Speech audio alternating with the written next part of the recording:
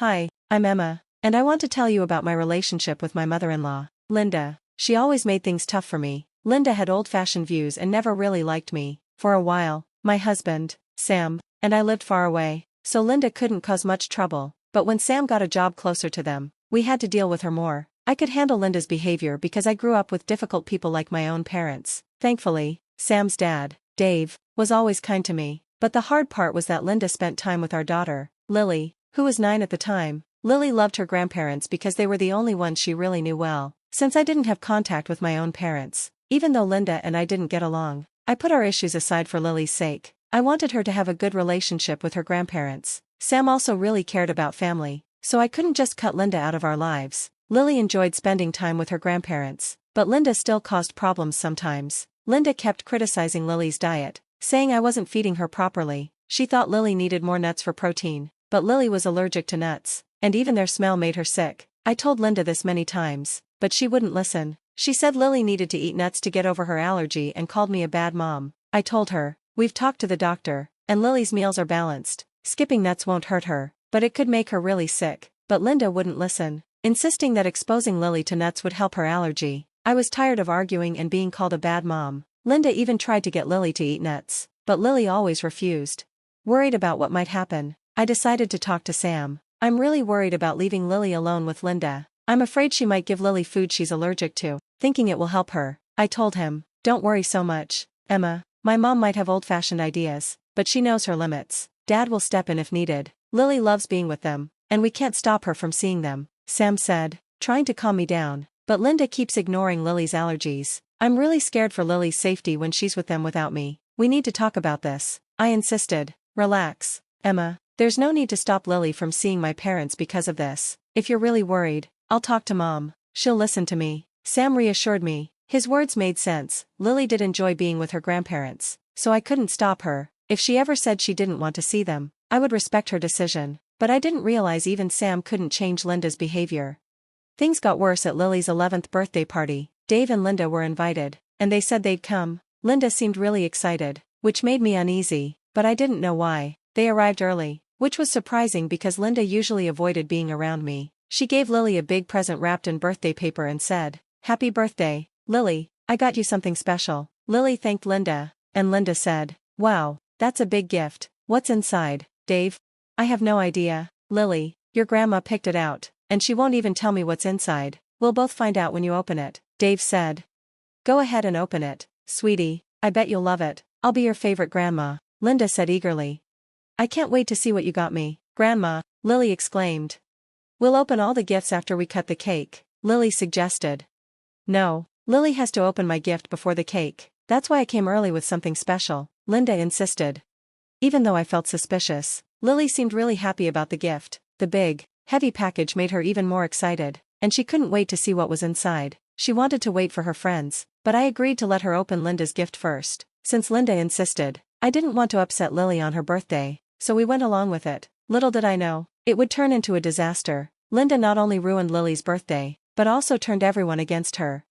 When Lily opened the gift, she found a big cake with her name on it. She was happy for a moment, but then she suddenly passed out. Sam and I rushed to her, scared and confused. When we saw her throat swelling up, I watched in shock as Sam quickly grabbed the epinephrine shot while someone else called the police. I knew exactly who was responsible, so I confronted Linda. "What did you put in Lily's cake? What's in it?" I asked, my voice trembling with anger and fear.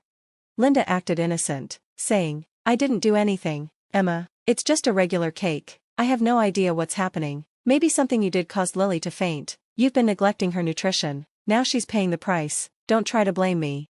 Lily was fine a minute ago, and now she's having an allergic reaction. Tell me what you did to her, Linda. I hope you didn't mess with the cake. You need to take responsibility for your actions. Look at Lily, she's turning blue," I snapped, ignoring Linda's excuses, focusing only on Lily.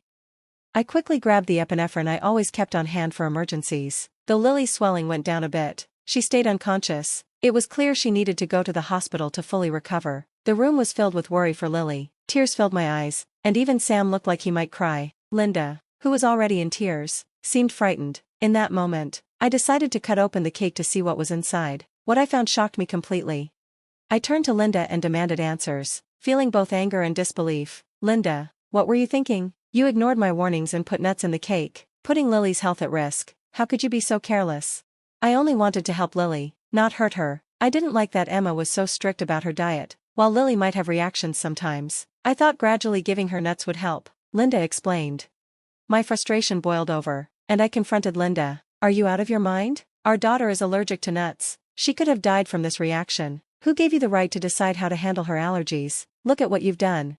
I'm Lily's grandma, and I have the right to take care of her. She'll be fine. You're all overreacting. This is just part of Emma's plan to make me look bad, Linda said. But listen, Linda, if things go my way today, you're going to be in a lot of trouble. Right now, all I care about is Lily's health, I said firmly.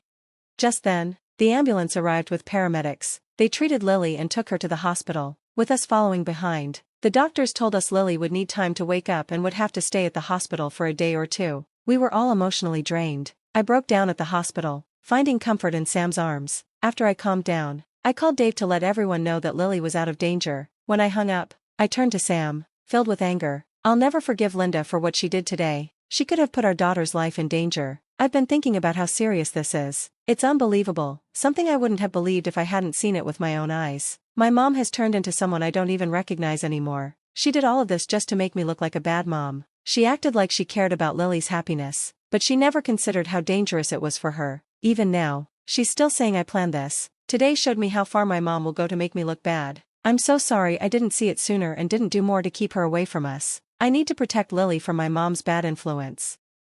I failed as a husband and father, Sam said, starting to realize how serious everything was. Dave, who had always been a great grandfather, was clearly upset by Linda's actions. This time, she went too far. Even though she had gotten away with things before, we weren't going to let her off the hook now. We decided right then that we couldn't let Linda keep hurting Lily. Her actions were putting Lily's safety at risk, and we couldn't let her keep causing trouble in our lives. Linda was no longer welcome in our family. We were determined to protect Lily and make sure she grew up in a safe and loving environment. It wasn't going to be easy, but for Lily's sake, we were ready to stick with this decision.